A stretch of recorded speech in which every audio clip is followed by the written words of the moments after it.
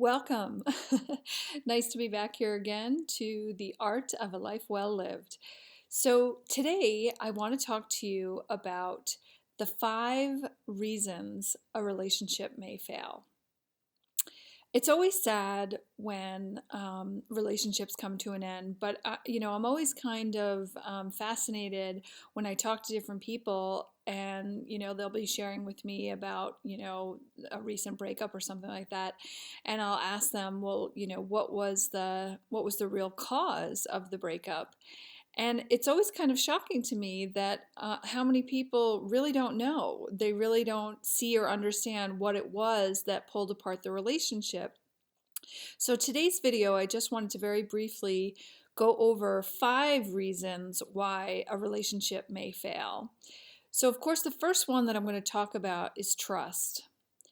Trust must be the foundation of a relationship. It's really just like there's a foundation to a house. Trust has to be an intrinsic part of your relationship. If you can't trust your partner, the relationship is really doomed at that point, because trust is required for each person to be able to be vulnerable, to share the things inside of themselves that they're fearful of, that they're anxious of, their dreams, what they want to pursue. If someone does not feel that their dreams are safe with you, that their feelings are safe with you, that then they can't trust you. And another thing that destroys trust is consistency.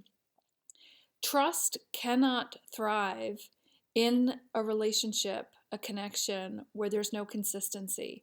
And it's a very common thing nowadays where relationships kind of just like peter out. It's like situationship type situations, right? Where it's kind of like was never formalized dating. You weren't necessarily exclusively dating, but you were definitely more than platonic friends. And then all of a sudden it just kind of like peters out because of inconsistency.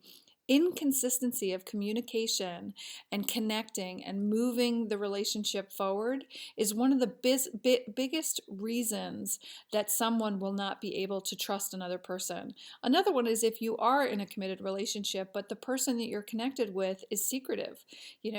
They hide their phone from you. They're, keeping things on the down low from you, whether it's, something they put on their credit card bill, maybe, in terms of money. People can be secretive about a lot of stuff. They can be secretive about their spending because maybe they're a shopaholic or they gamble.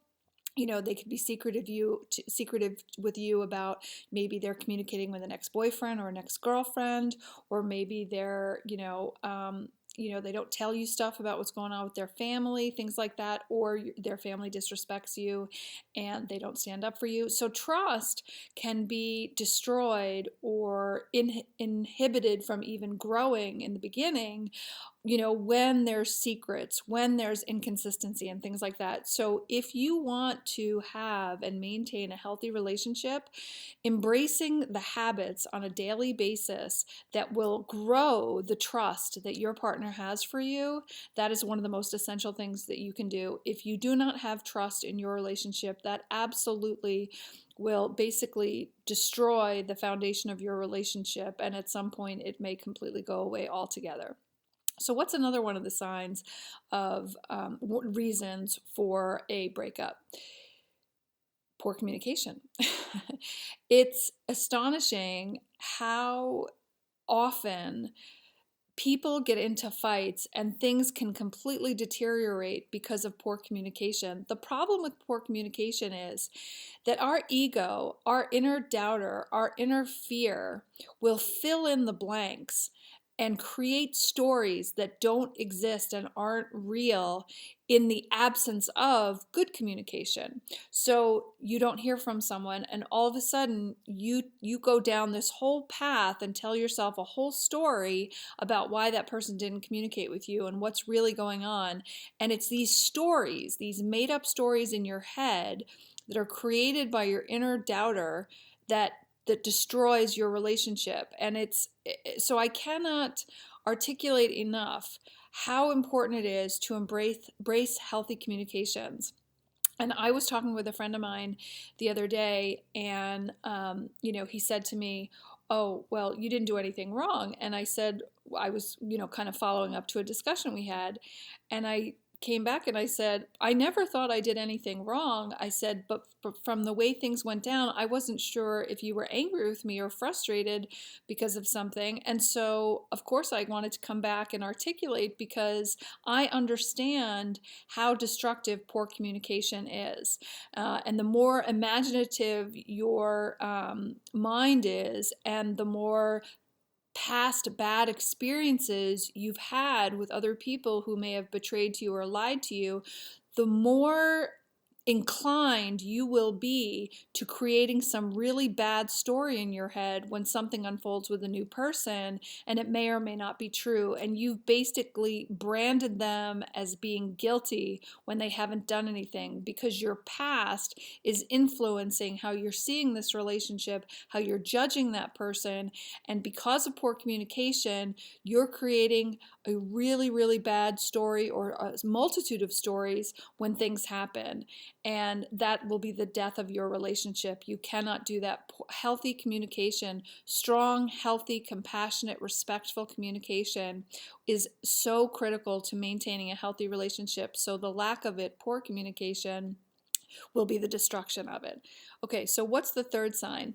The third sign, or actually reason, right? The third reason a relationship would fail or could fail is because of incompatible values. It's so important to make sure that you are dating someone or marrying someone who shares your true values. If you're in a relationship with someone and, you really want to get married and they really don't want to get married, you are wasting each other's time. And, sometimes we like to delude ourselves because we want that fairy tale so much, right? That, people lie to themselves and they refuse to see the red flags. They refuse to look at reality, because if they look at reality, they'll have to actually walk away from the relationship, but they don't. So they stick it out, and then they get angry and rageful and resentful towards the person who simply didn't want what they wanted. For whatever reason, doesn't mean you're a bad person. If someone doesn't want to get married, they don't want to get married. Or maybe they just don't want to get married to you because you don't share the same values. Who knows? But whatever it is, if you want to have a relationship that lasts, that it's so important to marry someone or be dating someone who shares your values. The more values you don't share, the more friction you're going to have in your relationship, because you're not like-minded. And it even says in the Bible, to be equally yoked.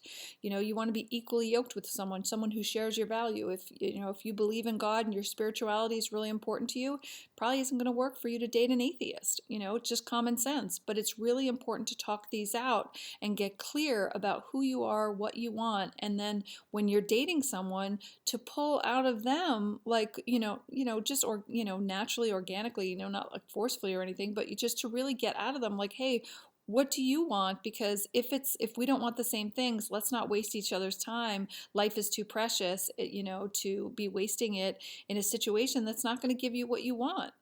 So what's another reason that relationships fall apart? Past trauma. So past trauma is a biggie, because one of the most common defense mechanisms for people to engage in when they've had past trauma is, if they have commitment issues, they're a runner, right? So a lot of people actually will break up with someone because they don't want to be left, right? So at the slightest hint that something's, not going well, they'll try to break it off. I had a friend of mine who said, I've never been left. She goes, because let me tell you, the second I get a whiff that it's not, that there might be challenges, I'm out of there. So it's like, how is anything ever going to really fully develop? And how do you build a lifelong relationship if at the first sign of challenges, which every relationship has, you take off, right? But that past trauma is a big one in terms of destroying current relationships, because the wounds of the past have not been addressed, have not been healed, and the individual has not learned how to, have a healthy relationship in the present because their past is too much of is haunting them like a ghost. And the fifth one is addictions, but I mean, I'm not just talking about, like, say, someone who's a drug addict or someone who's an alcoholic. Those are just two, but there's lots of them. Sexual addictions, gambling addictions, workaholism is an addiction.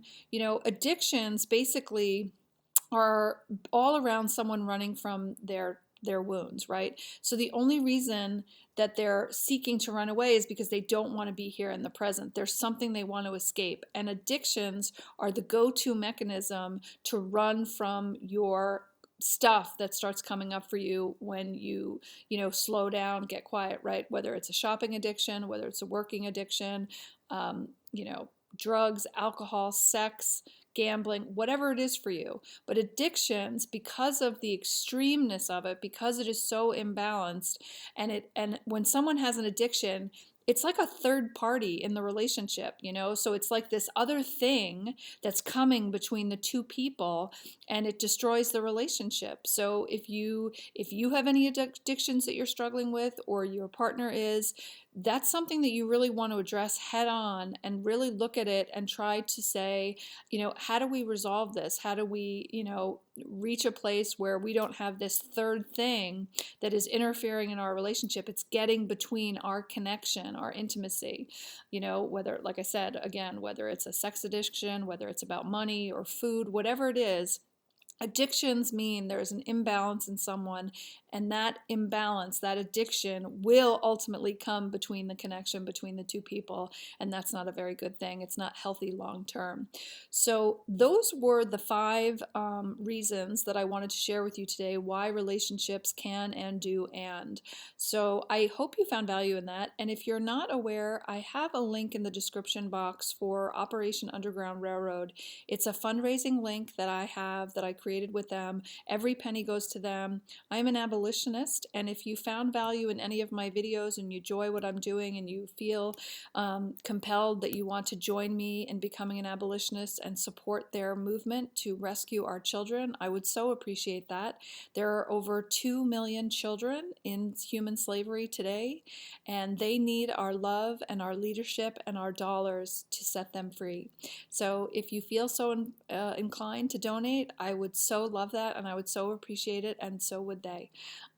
Just being an earthbound angel to help them, I would appreciate that. So anyway, have a great day, and I look forward to speaking with you again soon. Thanks. Bye.